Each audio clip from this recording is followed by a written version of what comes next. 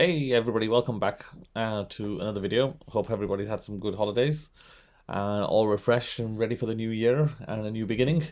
And of course, new automation projects.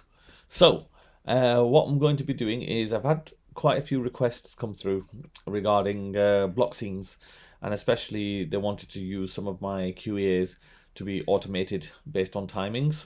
So, what I've decided to do is I'm going to be doing a little mini series on block scenes. Okay, now this might be a good opportunity to make sure that you click that subscribe button, and if you like all these videos, click the like button too. So, and if you've subscribed, you'll also be then notified of all the next few videos that are going to be coming in the series. So what we're going to do is we're going to start off with, once you've logged in, you're going to click on settings, you're going to click on scenes, and what we're going to do, we're going to add scene, but we're going to go for a block scene. So we're just going to name the scene, put it into a relevant room. Now this one will depend on what type of scene you're running, but we're going to go through that shortly. So most of the time we're just going to leave allow to restart a running scene to no. And the reason is majority of the scenes is going to be timer based. So what we don't want is we don't want the scene to auto restart. So if you've created some sort of timer then with motion, then you don't really want the timer to reset straight away. So it just comes down to, again, we'll go through that on a scene by scene basis. But today what I want to talk to you about is what the actual blocks mean. Okay, so let's click on save.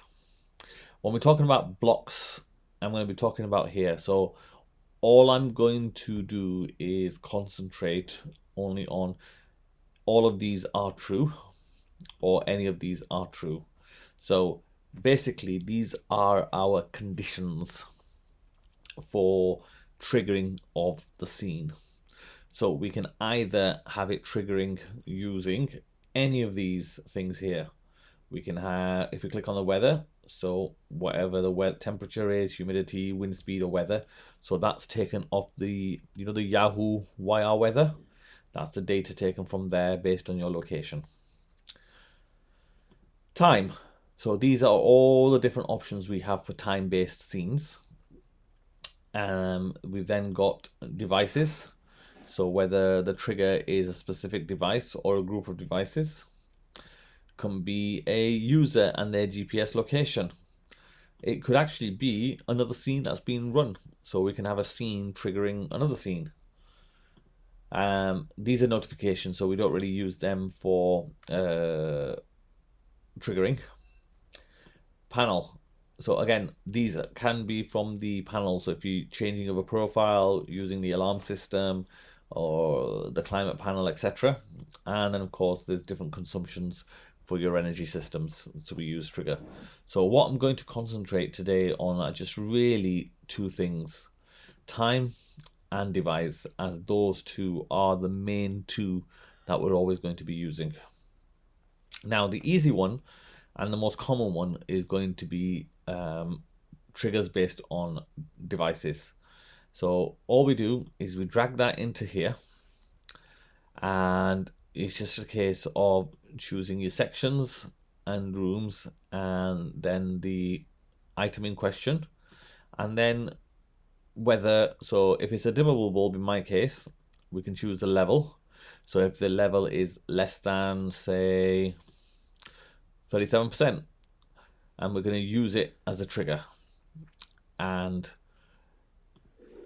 if also you can then use this part where it says true for a specified time. So if the light has been on for, say, 30 seconds, so that means that if this bulb was on a level of less than 37% for more than 30 seconds, then do something. Okay, if it doesn't, if you don't want to be for a level, it can just be simply state, is it turned on, has it been turned off? And this is an instant reaction.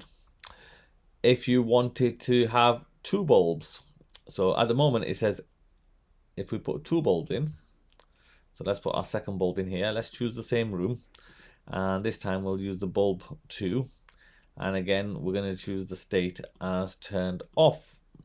So again, now we've got here the condition as OR because any of these are true. But if we wanted to make sure that if both bulbs are on, then do something, then we would change that to all of these are true. So that means we are triggering this scene based on this bulb being off and this bulb being off. Okay, so we can just as easily do the most common one we're going to be doing is a motion sensor. So let's click on sensor, and we're going to say the state of the sensor, and we're going to choose detected, which is the most common one that we always do.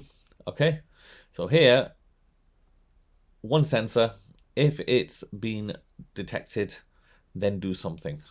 Okay, so what we're going to do with that, I might as well just quickly show you.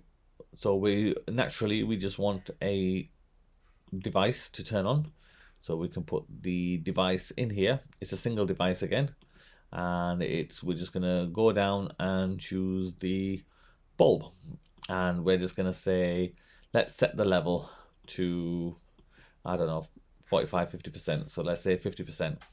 So what that means, once the motion has been detected, then it will turn on the light up to at the level of 50%. Okay, then, and that's it. Then it will just turn on the light. Okay, so that's your basic motion detection scene to turn the light on.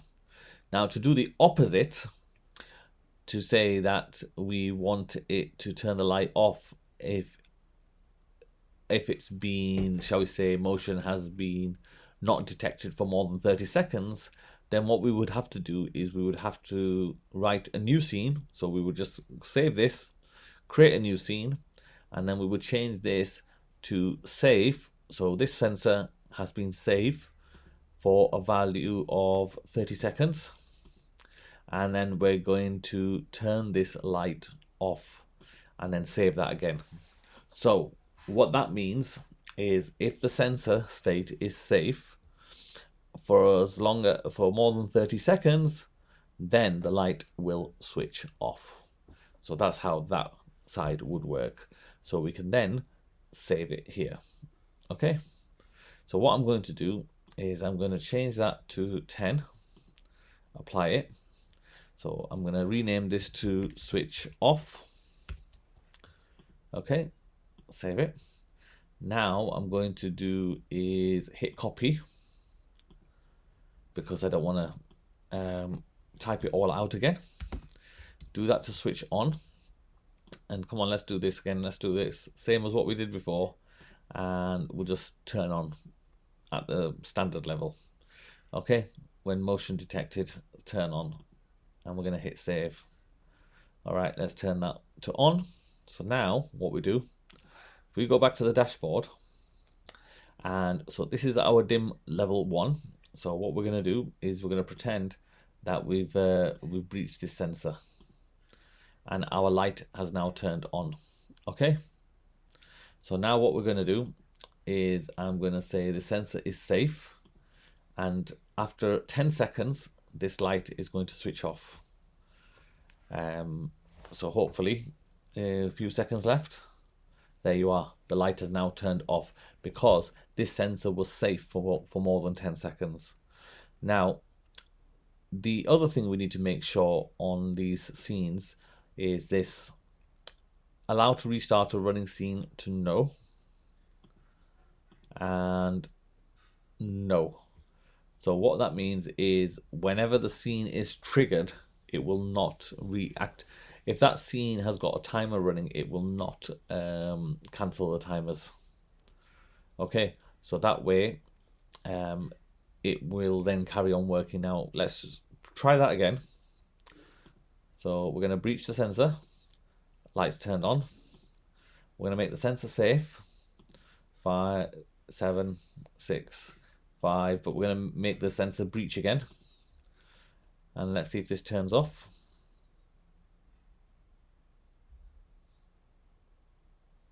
Nope. See, because the sensor's been breached again, the light has stayed on. So now what we'll do is we'll make it safe.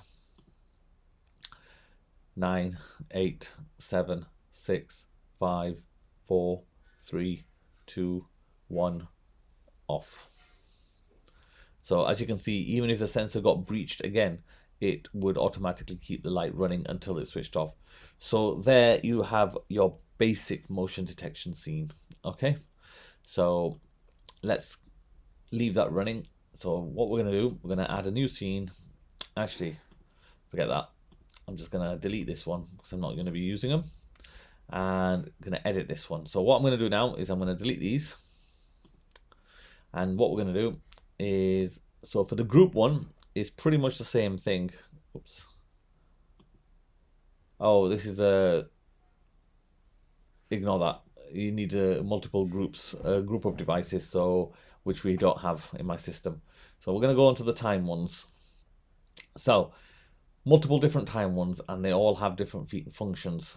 So if we do time interval to begin with, we're going to select a date and a time, and then how many minutes or hours it's going to then start triggering it, and that's it. So you can then have a scene running every minute. It will do something starting from a set date and set time. So say, for example, at 1700 hours, and then every minute, it will then say, do something, turn on a light, turn off a light, or run something else. So that's your time interval scene. To be honest, not very useful in anywhere apart from if you want something to run on a minute by minute basis. Okay, the next one we have is once.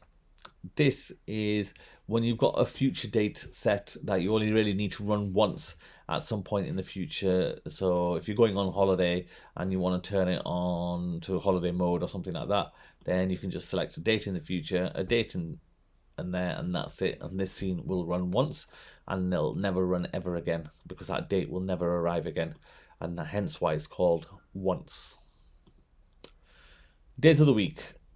So this one will run a scene on a Monday. So usually this is going to have to be used in conjunction with another scene. So for example, we're going to go to, well, I'm going to skip one here and do time range. Sorry, not time range. Exact time. Sorry. So these two really should be used in conjunction with each other. So if all of these are true, so you can choose a specific day of the week, and then of course a specific time. And then you can use either one of these as a trigger. Doesn't matter which one you use as a trigger. And then as long as all of these are true, it will always run a scene. Oh, well, sorry, it will always run this scene as long as these two conditions are both met. So that's how the days of the week with the exact time are used together. Days of the month. So again, if you wanted to run something on a specific day of the month, then this is how you would use it. And the last day feature is brilliant because you never know, because each month can have 28 days, 29 in a leap year, 30 or 31. So you can then say, right, make sure that this runs on the 6th day of each month if you wanted like a reminder set or something to turn on and off, etc. So that's how you would use the days of the month. Then you have the time range. Between certain times, a trigger will be set. And of course, you've also got the date range. So between certain dates of each month, you'll have something running and it will automatically trigger whatever you want trigger. So again, you can use them in conjunction with the times and the dates for things to run whenever you want them to run specifically. But as mentioned earlier, the most common ones that you're going to be using are going to be the days of the week with the exact time. So those are the most common trigger you're going to be using for most of your cases. Okay, so what I'm going to do is I'm going to leave it there for now for part 1, and then what we're going to do is I'm going to come back and do part 2 when we're going to talk about the outputs and what we're going to do with the outputs. Okay, so thanks for watching, and like I said, make sure you subscribe, and if you like this video, like it, and then you'll automatically be notified of all the latest videos and the next set of videos that are going to come out, and then you'll be able to catch up with the rest of these series. So thank you for watching, and bye for now.